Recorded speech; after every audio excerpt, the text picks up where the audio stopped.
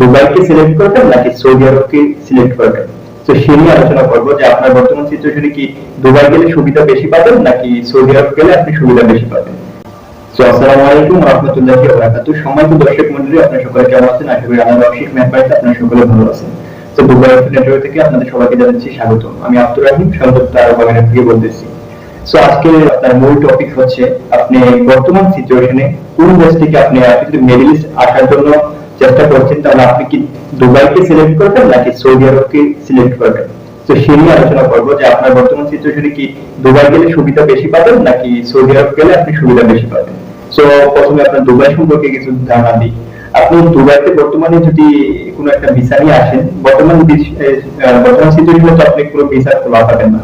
তো একমাত্র যদি আসেন তাহলে ফ্রিজনের কোম্পানিতে আসতে হবে। ফ্রিজনের কোম্পানি হচ্ছে আপনি যদি কোনো কোম্পানিতে আসেন তাহলে সেই কোম্পানিতে কাজ করতে হবে, আপনি বাইরে গিয়ে কোনো জায়গায় কাজ করতে পারবেন না। আর বর্তমানে যদি আপনি যে কোনো একটা কোম্পানিতে আসলেন, হঠাৎ করে আপনি আসার পর আপনার কোম্পানি চেঞ্জ করতে পারবেন না, যেহেতু দুবাই লেবার ভিসাও বন্ধ, আবার মনে করেন যে ট্রান্সফার ভিসাও বন্ধ।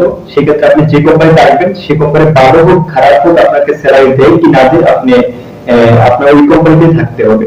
আপনি যদি বর্তমান সিচুয়েশনে দুবাই আসেন কোনো একটা ফ্রিজওয়্যার কোম্পানির মাধ্যমে, সো সেক্ষেত্রে আপনার যত টাকা স্যালারি হয় এত টাকা দিয়েই আপনার সন্তুষ্ট হয়ে থাকতে হবে। যদি আপনার স্যালারি 1200 টাকা হয়, তাহলে 1200 টাকা থেকে আপনার 300 টাকা তো আপনার মিনিমাম আপনার খানা খরচ রাখতেই হবে।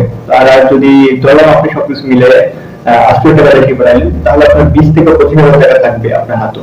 আর আপনি যদি বর্তমান সিচুয়েশনে যদি সৌদি আরব যাওয়ার চিন্তা ভাবনা করেন, তাহলে আমি বলবো সৌদি আরব আপনি যদি যান তাহলে আপনার জন্য বেস্ট একটা কান্ট্রি হতে পারে বর্তমান সিচুয়েশনে। দুবাই থেকেও বেশি বেস্ট পাওয়া হতে পারে আপনার সৌদি আরব। কারণ কি, সৌদি আরবে আপনার যে কোনো একটা কোম্পানিতে গেলেন, আপনার যদি চাকরি আপনার মন মতো না হয়, আপনার যদি পছন্দ না হয় কাজটা, তাহলে আপনি অবশ্যই ট্রান্সফার করতে পারবেন, যেহেতু ওই দেশের ভিসা বাংলাদেশের জন্য এখনো উন্মুক্ত আছে। আপনি কোম্পানি চেঞ্জ করতে পারবেন, তারপর যে মনে করেন যে আপনার কাজ যেটা পারেন ওই কোম্পানিতে আপনি অ্যাপ্লাই করতে পারবেন।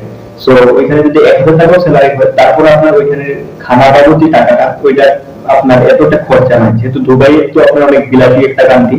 এটার ভিতরে আপনার খানা অনেক এক্সপেন্সিভ আর কি, অনেক দামি দামি খানা ফুড। তো সেক্ষেত্রে আপনার দুবাই থেকে খানা বাবদ যে 300 দিরহাম লাগে, আপনি যদি আপনি সৌদি আরব যান তাহলে সেক্ষেত্রে আপনার 300 টাকা 300 রিয়ালের থেকেও আরো কম টাকাই আপনার লাগবে, এত বেশি লাগবে না। তো সেক্ষেত্রে দুবাই আপনার জন্য বেস্ট, আপনি সৌদি আরব আপনার জন্য বেস্ট কান্ট্রি হতে পারে বর্তমান সিচুয়েশনে। তো আর যারা কিনা ইউরোপের জন্য চিন্তা ভাবনা করতেছেন, তারাই একমাত্র দুবাইতে বর্তমানে আসতে পারেন। যে আমার কাছে অনেক টাকা আছে, আমি ইউরোপ যাবো, তাহলে আমি দুবাইতে যাই, দুবাইতে গিয়ে 2 বছর থাকি, তারপর যা মনে করেন যে কোনো একটা উপায়ে আপনি ইউরোপের জন্য অ্যাপ্লাই করতে পারবেন। তো সেই ক্ষেত্রে আপনি দুবাইতে আসতে পারেন।